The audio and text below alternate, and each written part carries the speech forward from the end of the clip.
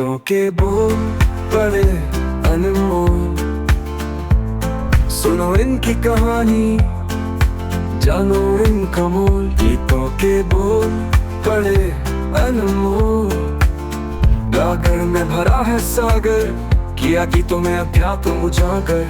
गीतों के बोल बड़े अनमोल। आप सबको मेरा प्रणाम और स्वागत है विश्व शांति दर्शन के मंच पर। चैनल के दृष्टा और मार्गदर्शक हैं संत ज्ञानेश्वर और संत तुकाराम के अटूट भक्त विश्वधर्मी प्रोफेसर डॉक्टर विश्वनाथ दा कराड़, जिन्होंने पुणे में दुनिया का सबसे बड़ा विश्व शांति स्तूप गुंबद बनाकर इतिहास रच दिया है, वर्ल्ड पीस डोम। आप देख रहे हैं गीतों के बोल बड़े अनमोल और हम डॉक्टर सुनील देवधर के सहयोग से ढूंढ रहे हैं शैलेंद्र के लिखे मेरा जूता है जापानी में अध्यात्म। साथ ही साथ मैं आपको कविराज शैलेंद्र के विषय में जानकारी भी दे रहा हूँ। तो आइए चलते हैं डॉक्टर सुनील देवधर और मिस रिद्धि शाह के पास और खोज करते हैं बचे हुए गीत में छिपा हुआ अध्यात्म। गीत को गाया है ज्ञानेश पेंढारकर जी ने और आप देख रहे हैं गीतों के बोल बड़े अनमोल। गीतों के बोल बड़े अनमोल। नमस्कार, आप सभी का स्वागत है विश्व शांति दर्शन चैनल पर। आप देख रहे हैं गीतों के बोल बड़े अनमोल। Branded clothes, foreign cars, electronics and appliances from every continent, लेकिन फिर भी अनडाउटेबली वी आर हिंदुस्तानी। किसी ने कहा था, it's not about what we have that makes us a great nation, it is the way we use what we have that matters. हमारा आज का गीत इसी सोच पर आधारित है। गीत है मेरा जूता है जापानी। ये गीत 1955 में रिलीज हुई मूवी श्री 420 से है। गीतकार है शैलेंद्र। इस गीत पर चर्चा करने और इसमें छिपे आध्यात्म को और गहराई से समझाने हमारे साथ आज मौजूद है डॉक्टर सुनील देवधर जी। नमस्ते सर, आपका स्वागत है। नमस्कार, धन्यवाद आपको सुनील जी के बारे में बताया जाए। सुनील जी एक सेलिब्रेटेड लेखक ही नहीं बल्कि एक कवि और गीतकार भी है। इनफैक्ट डॉक्टर देवधर जी की पुस्तक बड़े अनमोल गीतों के बोल पर हमारा ये प्यारा सा प्रोग्राम आधारित है। चलिए सर, आगे के गीत की तरफ बढ़ते हैं। ऊपर नीचे नीचे ऊपर लहर चले जीवन की, लहर चले जीवन की। नादा है जो बैठ किनारे, पूछे राह वतन की, पूछे राह वतन की। चलना जीवन की कहानी, रुकना मौत की निशानी। सर पे लाल टोपी रूसी, फिर भी दिल है हिंदुस्तानी। मेरा जूता है जापानी, ये पतलून इंग्लिस्तानी। सर पे लाल टोपी रूसी, फिर भी दिल है हिंदुस्तानी। मेरा जूता है जापानी। सर, गीतकार उन लोगों को नादान क्यों बुलाते हैं जो किनारे पर बैठकर वतन की राह पूछते हैं? किनारे पर बैठकर कभी भी तूफान का या समंदर की गहराई का आप कभी भी अंदाज़ा नहीं लगा सकते। और इसलिए वो कहते हैं ना कि भंवर से लड़ो, भंवर से लड़ो, तुंद लहरों में उलझो। तुंद लहरों में, भारी भारी भरी हुई लहरों में, भंवर से लड़ो, तुंद लहरों में उलझो। कहाँ तक चलोगे किनारे किनारे? तो किनारे किनारे चलकर, और इसीलिए कबीर ने ये कहा, जिन खोजा तिन पाइयाँ गहरे पानी पैठ। जब आप गहरे पानी में उतरोगे तभी आपको कुछ हासिल होगा। जिन खोजा तिन पाइयाँ गहरे पानी पैठ, मैं बपुरा बूढ़न डरा रहा किनारे बैठ। तो किनारे पर बैठकर आप अपने जो समंदर में, यहाँ समंदर जीवन है और यहाँ जीवन में डूबना पड़ता है जी, और डूबकर ही आप चीज़ों को पा सकते हैं। वो कहते हैं ना कि लाश थी इसीलिए तैर गई। बड़ी गहरी बात कही। लाश थी इसीलिए तैर गई, जिंदगी के लिए डूबना जरूरी है। क्या बात है सर, आपके हर जवाब में एक नया फलसफा छुपा है। हमारा कुछ भी नहीं है। वो कहते हैं ना कि अपना क्या है इस दुनिया में जी, सब कुछ लिया उधार। जिंदगी किराए का घर है ना, वही क्या? अपना क्या है उस दुनिया में, सब कुछ लिया उधार। सारा लोहा उन लोगों का अपनी केवल धार। बराबर सर, तो ये जो कुछ भी संकलन है उसी में से हम निकालते हैं और उसके बाद उसको पहना करते हैं। बिल्कुल सर, केवल ये बात है। सर इसी के साथ हम आगे बढ़ते हैं अपने गीत की तरफ। जरूर। होगे राधे राजकुंवर हम बिगड़े दिल शहजादे, बिगड़े दिल शहजादे। हम सिंहासन पर जा बैठे जब जब करे इरादे, जब जब करे इरादे। सूरत है जानी पहचानी दुनिया वालों को हैरानी, सर पे लाल टोपी रूसी फिर भी दिल है हिंदुस्तानी। मेरा जूता है जापानी ये बदलून इंग्लिस्तानी, सर पे लाल टोपी रूसी फिर भी दिल है हिंदुस्तानी। मेरा जूता है जापानी। सर इन पंक्तियों से लगता है जैसे कि गीतकार एक इंसान का नहीं जी, बल्कि एक समाज या फिर देश की तुलना बिगड़े दिल शहजादों से कर रहे हैं। तो क्या मैं सही हूँ? और इन पंक्तियों से हम सिंहासन पर जा बैठे जब जब करे इरादे, गीतकार क्या कहना चाहते हैं? बहुत गहरा अर्थ छुपा है जी। इसमें। इतिहास भी है, इसमें अध्यात्म भी है, इसमें साहित्य भी है। आप ये देखिए कि भारत बरसों गुलाम रहा। यहाँ का वैभव, यहाँ की सारी प्राकृतिक जो भी संपत्ति थी उसको लूटने के लिए शक आए, हूण आए, मुग़ल आए, अंग्रेज़ आए। लेकिन एक लंबी गुलामी के बाद भी हमारा एक संघर्ष जारी रहा। और उसमें फिर अगर 1947, वैसे तो 1857 से शुरू होता है, लेकिन 1947 की बात भी करें तो गोखले थे, रानडे थे, तिलक थे, गांधी थे, क्रांतिकारियों का लंबा दल था, भगत सिंह थे, राजगुरु थे, अशफाकुल्लाह थे। तो इन सब के बाद भी आज़ादी तो मिली। और आज़ादी मिली, आज़ादी मिलने के बाद जो आपने बात कही है कि हम सिंहासन पर जा बैठे, जी।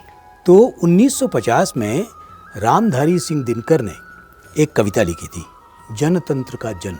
और उस जनतंत्र के जन्म में यही बात थी। उन्होंने कहा था कि सिंहासन खाली करो कि जनता आती है, मिट्टी सोने का ताज पहन इठलाती है। वाह। तो जो आपने बात कही उसका भाव यही है। मिट्टी कौन है? जनता। जी। सोने का ताज क्या है? सर। तो सोने का ताज है हमारी आज़ादी। जी। और हमारा इठलाना क्या है? तो हमारा इठलाना है कि जनता अपने अधिकारों के प्रति सचेत हो गई है।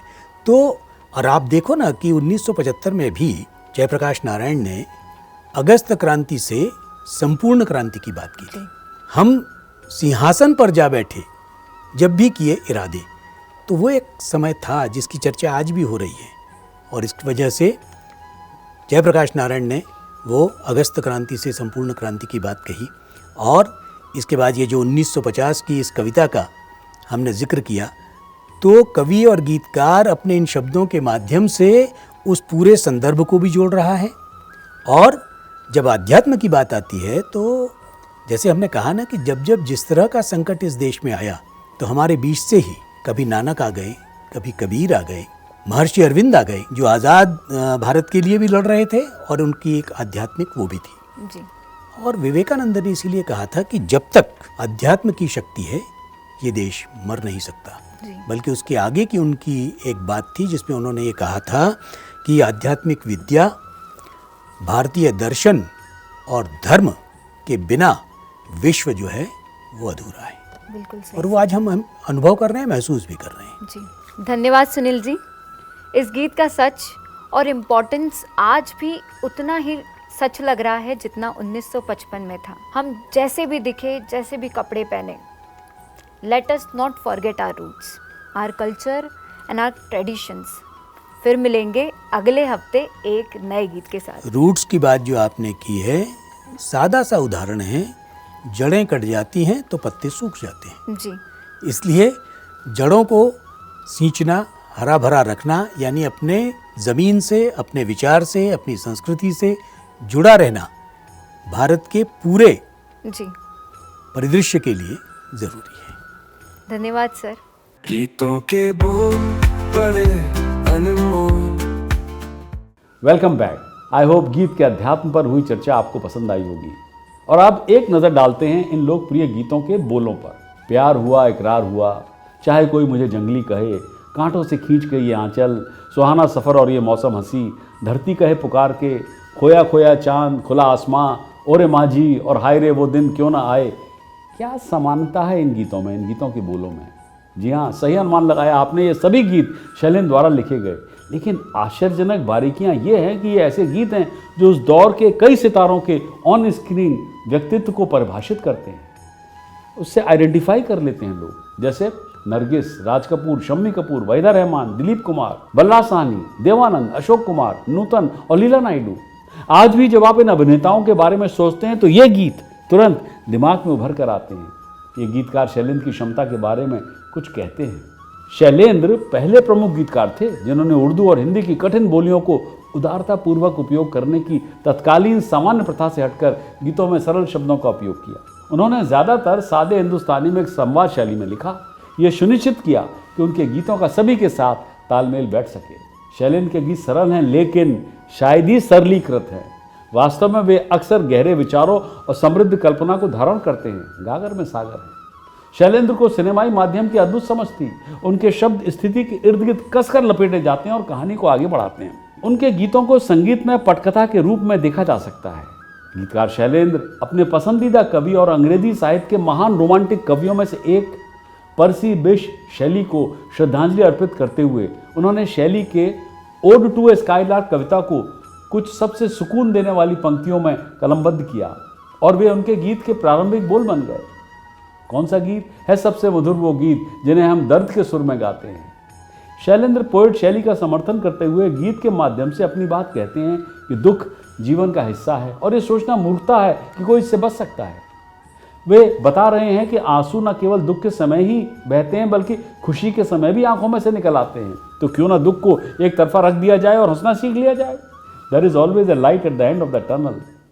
सबसे मधुर वो गीत जिन्हें हम दर्द के सुर में गाते हैं, हम दर्द के सुर में गाते हैं। गीतकार शैलेंद्र की बड़ी ख्वाहिश थी कि वो एक फिल्म प्रोड्यूसर के रूप में भी लोगों के सामने आए। वे एक अच्छी कहानी की तलाश में थे और फिर वो दिन भी आया जब फणीश्वर नाथ रेणु की कहानी मारे गए गुलफाम से प्रेरित होकर शैलेंद्र निर्माता बने।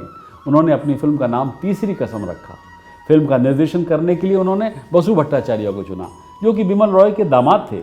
लेकिन जल्दी ही उन्होंने महसूस किया कि उनके जैसा रचनात्मक और गहरा संवेदनशील व्यक्ति फिल्म निर्माण के लिए नहीं बना है। फिल्म तीसरी कसम को बनने में 4 साल लग गए। अंततः 1966 में जब फिल्म रिलीज हुई तो बॉक्स ऑफिस पर डूब गई। शैलेंद्र की कमर टूट गई और वहीं से उनका जीवन चक्र नीचे नीचे और नीचे बढ़ता गया। उन्होंने जमकर पीना शुरू कर दिया। लिखने के मूड में न होने के कारण उन्होंने कई असाइनमेंट ठुकरा दिए और फिर 14 दिसंबर 1966 को संगीत प्रेमियों से किए गए कई वादों को छोड़ते हुए मात्र 43 वर्ष की आयु में शैलेंद्र का निधन हो गया। पैराडॉक्स देखिए कि जब तीसरी कसम ने उस वर्ष की सर्वश्रेष्ठ फिल्म के लिए राष्ट्रपति का स्वर्ण पदक जीता तो शैलेंद्र अवार्ड देने के लिए आसपास नहीं थे। आज इस फिल्म को कहानी के काव्यात्मक व्याख्यान के लिए एक क्लासिक माना जाता है ना पैराडॉक्स। हालांकि शैलेंद्र ने हिंदी फिल्मों में सिर्फ 17 साल तक काम किया लेकिन उन्होंने अनंत काल के गीत लिखे और जब तक मानव जीवन आनंद, दुख, प्रेम, मित्रता, असफलता, विजय, हानि, हास्य, महत्वाकांक्षा, संघर्ष और 100 अन्य रंगों से रंगा हुआ है, हम शैलेंद्र के गीत सुनते, गाते और बजाते रहेंगे। पिछले कुछ एपिसोड पहले मैंने आपके साथ 2 कंटेम्प्रेरी गीतकार साहिर और शकील के लिखे गीतों में समानता या असमानता के विषय में चर्चा की थी। अगली बार नजर डालेंगे और तुलना करेंगे शैलेंद्र और हसरत जयपुरी के लिखे गीतों पर। वैसे भी दोनों गीतकार राज कपूर कैंप के अटूट सदस्य थे। ये भी जानना दिलचस्प है कि शैलेंद्र और हसरत जयपुरी शंकर जयकिशन की लगभग सभी फिल्मों में लगातार साथ नजर आए और फिल्म संगीत के इतिहास में शायद वे गीतकारों की इकलौती ऐसी जोड़ी भी है। ये जोड़ी तभी टूटी जब उनमें से एक का समय से पहले निधन हो गया। यह भी दिलचस्प है कि जब शैलेंद्र और हसरत जयपुरी ने दूसरे कंपोजर के साथ काम किया था, जैसे शैलेंद्र ने एस.डी. बर्मन, सलील चौधरी, हेमंत कुमार, रोशन या चित्रगुप्त के साथ और हसरत जयपुरी ने ओ.पी. नैयर के साथ, तभी वे शायद कभी साथ नजर नहीं आए जोड़ी के रूप में। अदरवाइज शंकर जयकिशन के साथ तो हमेशा साथ ही थे। तो बस इन्हीं विचारों के साथ मैं भी देता हूं अपनी वाणी को विराम। सब्सक्राइब कीजिए, शेयर कीजिए और देखते रहिए अपना पसंदीदा प्रोग्राम गीतों के बोल बड़े अनमोल, ओनली ऑन विश्व शांति दर्शन। गीतों के बोल बड़े अनमोल। राज कपूर शैलेंद्र की कविता जलता है पंजाब से इतने मुरीद हुए, इतने प्रभावित हुए कि उन्होंने उन्हें गीत लिखने का प्रस्ताव रखा। लेकिन शैलेंद्र ने यह कहते हुए मना कर दिया कि मैं फिल्मों को लिए या फिल्मों के लिए गीत नहीं लिखता हूँ, उन्हें कोई शौक नहीं है। राज कपूर ने अपना प्रस्ताव खुला रखा। बाद में आर्थिक तंगी के कारण शैलेंद्र ने राज कपूर से संपर्क किया और फिर फिल्म बरसात के गीत लिखकर राज कपूर की टीम के सदस्य बन गए, उनके साथ जुड़ गए। बोल के बोल बड़े अनमोल, सुनो इनकी कहानी जनन का मोल। हमारे साथ के चलते जैसे साया है, गीतों में छुपा जीवन यही सच्चा काया है।